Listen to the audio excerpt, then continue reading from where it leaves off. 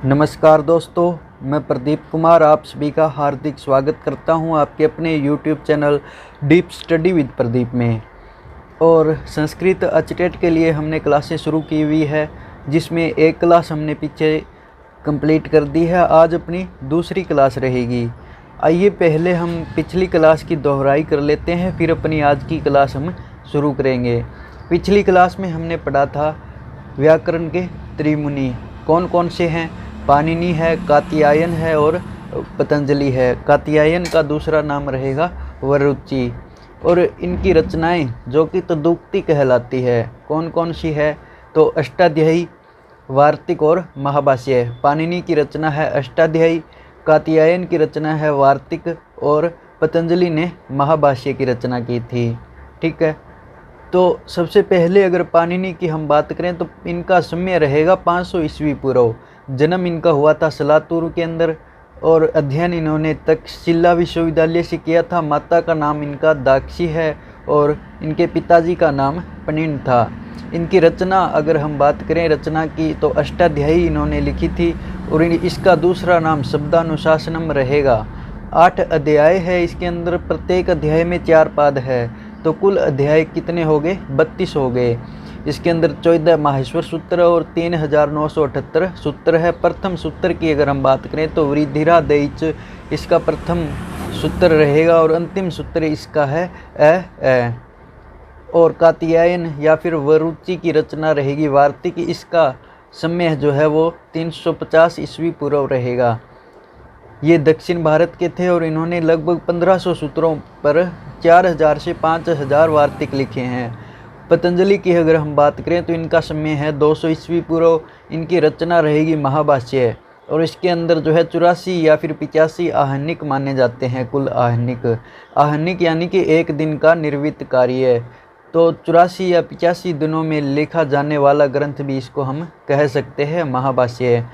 ठीक है, और इस पर नागेश और केट ने जो है वो टीकाएँ लिखी है। केट जो कि जेठ का पुत्र था उसने तो प्रदीप टीका लिखी है और नागेश ने महाभाष्य पर उद्योत टीका लिखी है।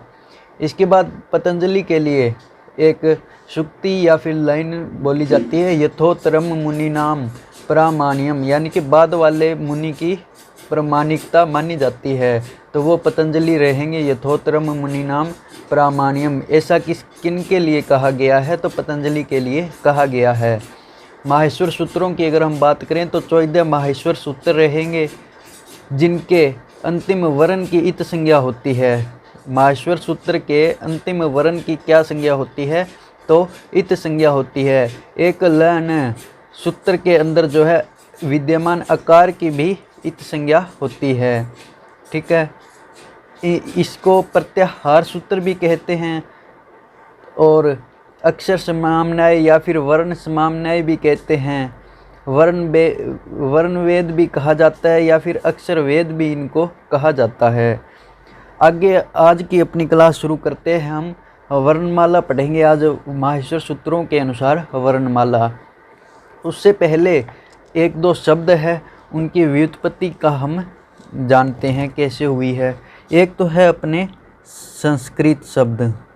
ठीक है, संस्कृत, तो संस्कृत के अंदर क्या है, संस्कृत में है सम तो उपसर्ग है, सम प्लस क्री धातु है प्लस इक्तः प्रत्यय है। ठीक है, क्या क्या है संस्कृत।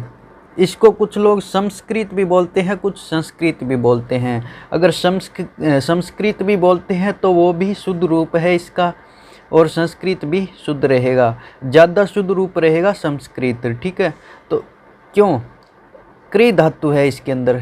धातु क्या है संस्कृत के अंदर, क्री धातु है। और उपसर्ग क्या है, सम उपसर्ग है, क्री धातु है और इक्तः प्रत्यय है।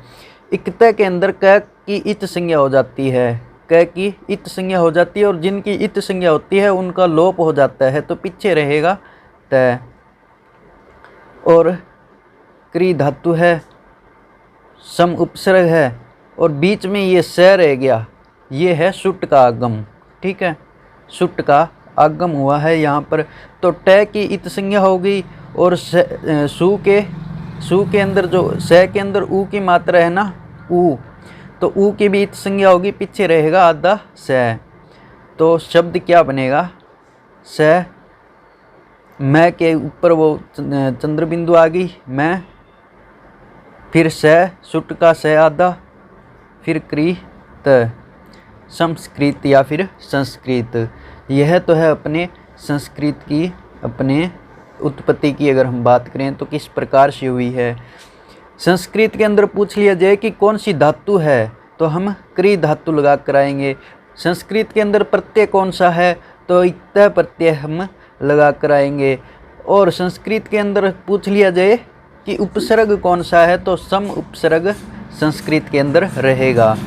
आगे अगर हम बात करें व्याकरण की, व्याकरण, ठीक है, वैसे व्याकरणम, इसका भी कारण अभी बताऊंगा मैं आगे आपको। तो वी प्लस आंग प्लस क्री प्लस ल्यूट, ठीक है। वी और आंग ये दोनों उपसर्ग है। व्याकरण शब्द के अंदर जो है वी प्लस आंग, वी प्लस आंग उपसर्ग है। क्री ये डूक्रिय का अपने डूक्रिय धातु का पीछे जो रह गया ना, क्योंकि डूक्रिय के अंदर डूक्रिय इसके अंदर ये की इत संज्ञा हो गई और डू की भी इत संज्ञा होगी, पीछे रह गया क्री। और ल्यूट प्रत्यय है इसके अंदर। व्याकरण में अगर पूछे ना कि कौन सी धातु है, या तो डूक्रिय आ जाएगी या फिर क्री धातु आएगी लिखी हुई, तो ये अपने इसके अंदर धातु रहेगी। इसमें पूछ लिया जाए कि प्रत्यय कौन सा है, तो ल्यूट प्रत्यय है, ल्यूट प्रत्यय है। वी और आंग उपसर्ग है, ठीक है, वी और आंग क्या है, उपसर्ग है। तो क्री और ल्यूट ये दोनों मिलेंगे तो क्या बनेगा, क र। ल्यूट के अंदर ट की इत संज्ञा हो जाएगी और अपने ल की भी इत संज्ञा हो जाएगी। ट की हलंत्यम सूत्र से हो जाएगी और ल की अपने लश्कव तदित्य से हो जाएगी। और इसके अंदर जो है ना डू, इसकी हो जाएगी आदिरी टू डुवे, ठीक है। आदि के अंदर अगर ई हो, टू हो या फिर डू हो, उनकी जो है इत संज्ञा हो जाती है आदिरी टू डुवे सूत्र से। ये भी हम आगे करेंगे। एक बार इतना समझ लीजिए कि इनकी इत संज्ञा हो गई, हलंत्यम सूत्र से ये की इत संज्ञा होगी, पीछे रह गया क्री। इसी तरह से अपने इसके अंदर ल्यूट के अंदर जो भी शब्द बनते हैं ना वो नपुंसक लिंग में बनते हैं, इसीलिए यहाँ पर अनम व्याकरणम मैं इसीलिए आया है यहाँ पर।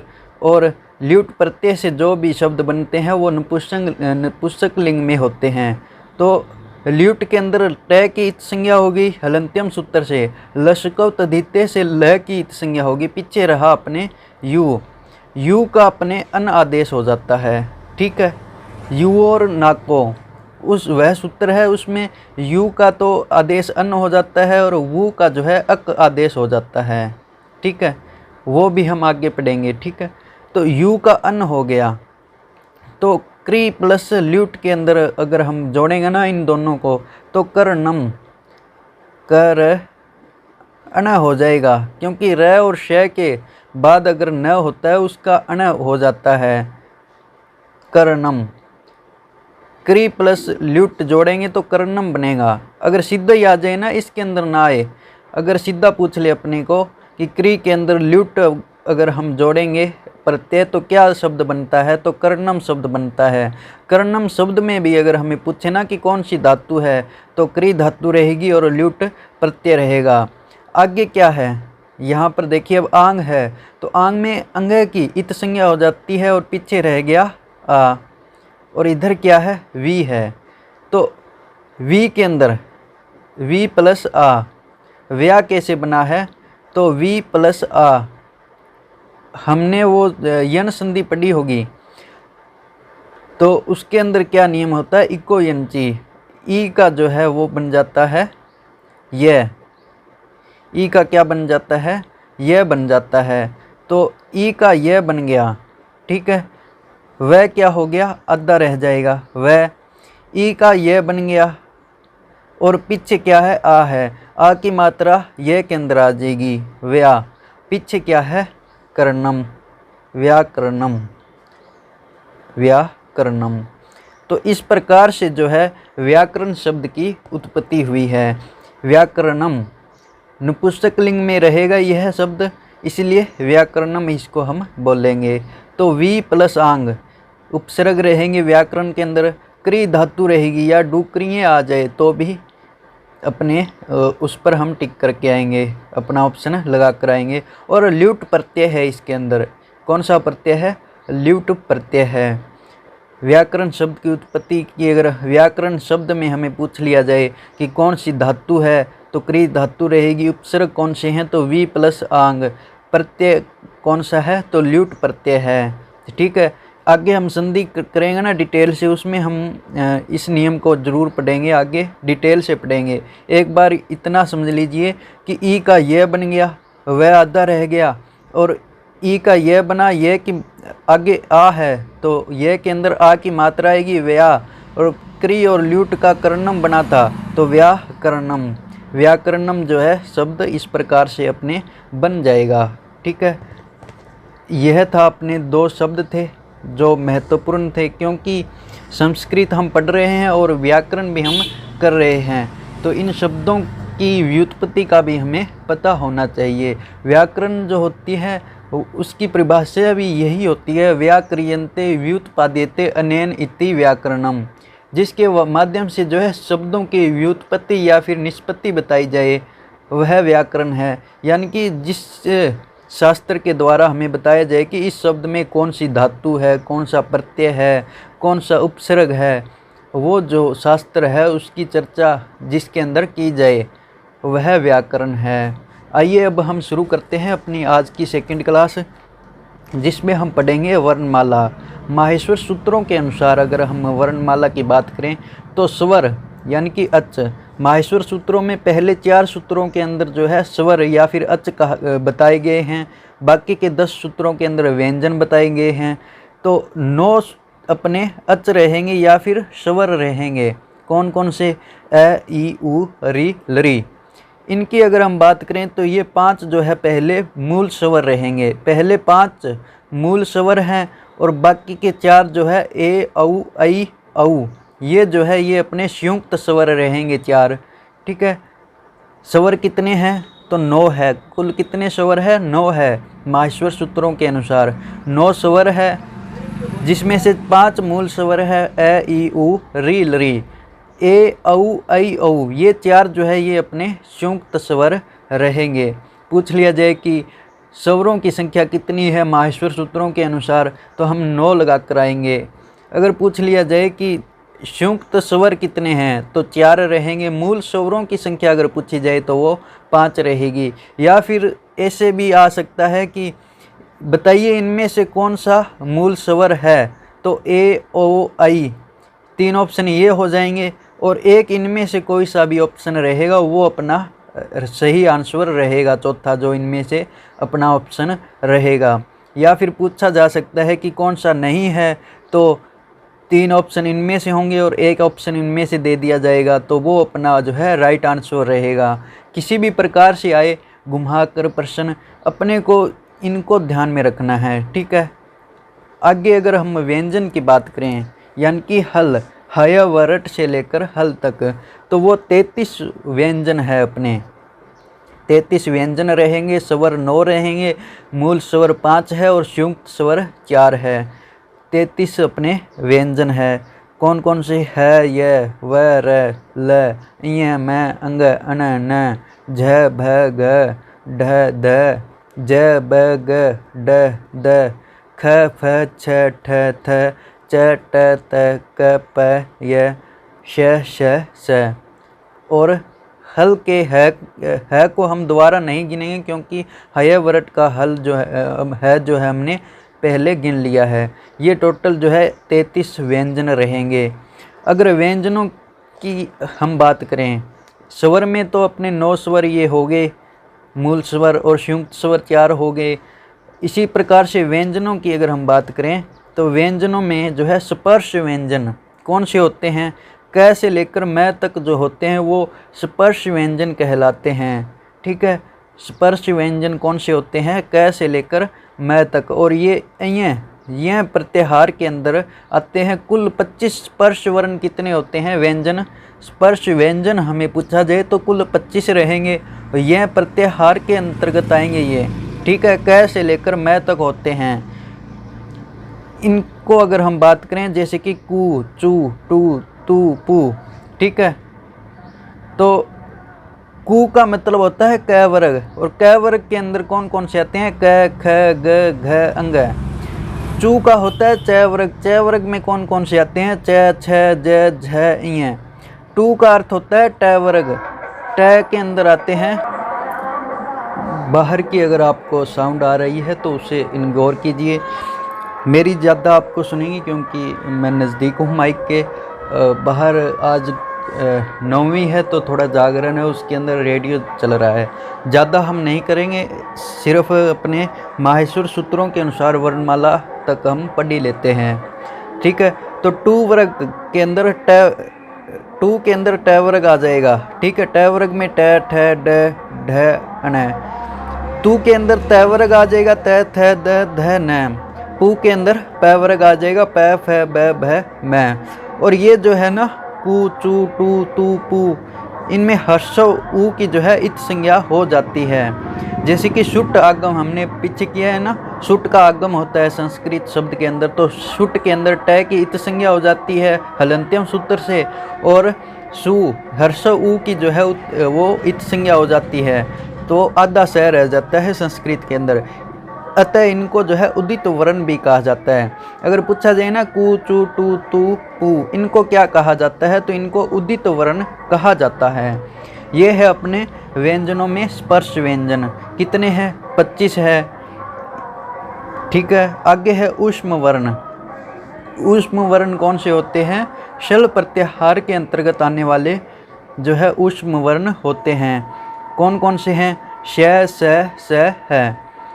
ठीक है, इसके उच्चारण में मुख में से ऊष्मा का निकास होता है, तो इन्हें ऊष्म वर्ण कहा जाता है। ये 4 है। ऊष्म वर्ण के अंदर शल प्रत्याहार के वर्ण आते हैं। 4 वर्ण कौन से हैं? ऊष्म वर्ण श, स है। आगे है अंतस्थ वर्ण, 4 है, य, व, र, ल। ठीक है, इनके उच्चारण में वायु मुख से बाहर न निकलकर अंदर ही विद्यमान रहती है, इसीलिए इनको अंतस्थ वर्ण कहा जाता है। यन प्रत्याहार के अंतर्गत आने वाले वर्ण जो होते हैं वो अंतस्थ वर्ण होते हैं, य, व, र, ल। आगे है संयुक्त वर्ण। इनको जो है वर्णमाला में वैसे गिना नहीं गया है, लेकिन फिर भी क और श से क्ष, त्रय जो है वो त और र से बना है। ग जो है ज और इ से, ज्ञ ज्ञ इसका शुद्ध रूप होता है, वैसे हम ज्ञ ज्ञानी बोल देते हैं। ज्ञ इसका जो है शुद्ध रूप होता है, ज और इ से मिलकर बनता है। ये 3 जो है संयुक्त वर्ण रहेंगे। इन वर्णों को स्वतंत्र नहीं माना गया है, ये 2 वर्णों के संयोग मात्र है, अतः इनकी जो है गणना वर्णमाला में नहीं की गई है।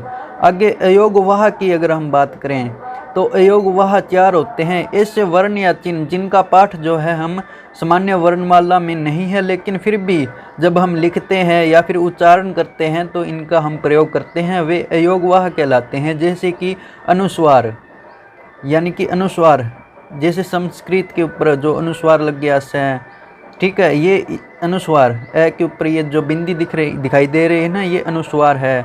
विसर्ग, ये जो 2 अपने पीछे होती है ना टिप्पी सी, ये विसर्ग है। विसर्ग को विसर्जनीय भी कहा जाता है।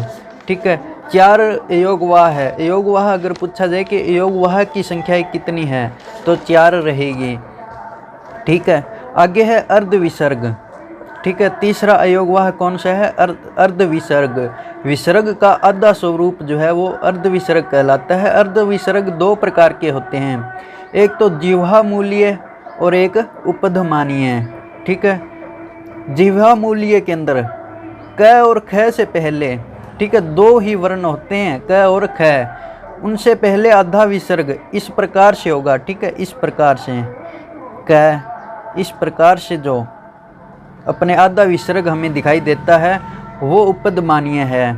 क और ख से पहले, क और ख से पहले जो होंगे ना वो जीवा मूल्य है, सॉरी उपदमानीय नहीं है, जीवा मूल्य है। क और ख से पहले जो आधे विसर्ग दिखाई देते हैं वो जीवा मूल्य है। और उपदमानीय कौन से होते हैं? जो प और फ से पहले, प और फ से पहले जो अर्ध विसर्ग दिखाई देते हैं वो अपने उपदमानीय होते हैं। ठीक है। चौथा है अपने यम। वर्ग के प्रारंभिक 4 वर्णों के द्वितीय रूप के आगे किसी भी वर्ग के पंचम वर्ण अंग, इ, अण, न, म के रहने पर पहले जैसे द्वितीय वर्ग को यम कहा जाता है। ठीक है। पाणिनीय शिक्षा में यम वर्ण जो है 4 स्वीकार किए गए हैं। ठीक है। क, ख, ग, घ। ये देखिए अब क द्वितीय 2 आधे क है, उसके बाद पंचम वर्ण है। फिर यहाँ पर 2 ख है, फिर पंचम वर्ण है। 2 ग है, फिर पंचम वर्ण है। 2 घ है, फिर पंचम वर्ण है। तो ये अगर आ जाए ना आधे आधे 2 और बाद में कोई सा भी पंचम वर्ण आए, ठीक है, कोई भी पंचम वर्ण आए तो उससे पहले वाला जो है वो अपने यम होते हैं। यम 4 ही है वैसे, क, ख, ग, घ।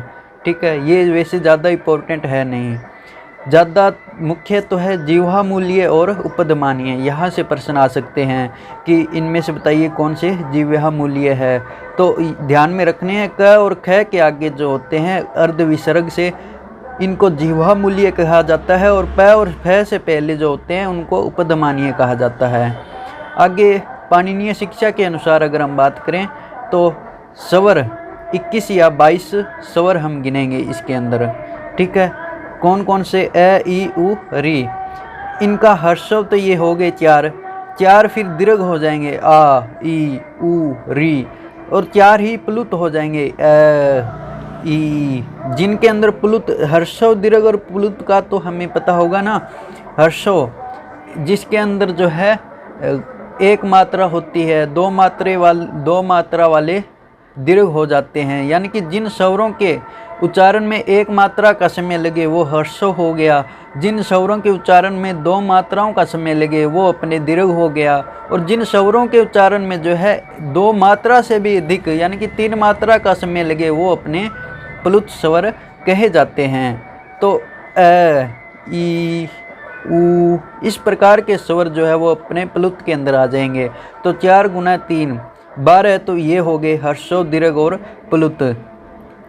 लरी के अंदर जो है केवल या तो प्लुत होगा या फिर हर्षव व प्लुत। इसके अंदर कुछ विद्वान केवल प्लुत मानते हैं लरी को, और कुछ विद्वान जो है हर्षव व प्लुत दोनों मानते हैं। तो 1 या 2 इनकी संख्या हो जाएगी, 1 या 2।